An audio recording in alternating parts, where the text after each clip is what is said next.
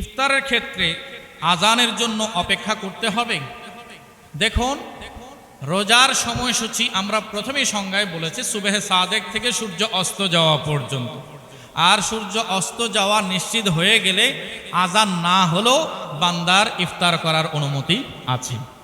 তাই আজানের জন্য অপেক্ষায় থাকতে হবে না। বাকি কথা হয়, আমাদের মসজিদগুলোতে দেখা যায় যে যখনই ইফতারের সময় হয়ে যায় তখন মুয়াজ্জিন সাহেব আগে নিজে ইফতার করে নেন, তারপরে তিনি আজান দেয়া শুরু করে দেন। তাই আমাদেরও সময়সূচি দেখব, সময়সূচি অনুপাতে যদি ঠিক সময়ে আমরা উপস্থিত হয়ে যাই তাহলে আমরা বিনা বাধায় ইফতার করে নেব। এরপরে আজান শুনবো, আজানের জবাবও দিতে পারি এবং আমরা ইফতারের বাকি অংশটুকুলো সারতে পারবো, এতে কোনো অসুবিধা নাই। আরেকটি প্রশ্ন, ইফতারের দোয়া কখন পড়বে?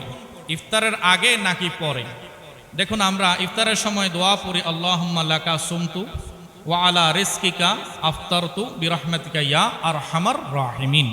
এই দোয়াটা যদি আমরা একটু দেখি, সেখানে বলা হচ্ছে আল্লাহুম্মা, হে আল্লাহ, লাকা সুমতু, আমি তোমার সন্তুষ্টির জন্য রোজা রেখেছি, ওয়া আলা রিজকিকা আফতারতু, এবং তোমার দেয়া রিজিক থেকে ইফতার করেছি।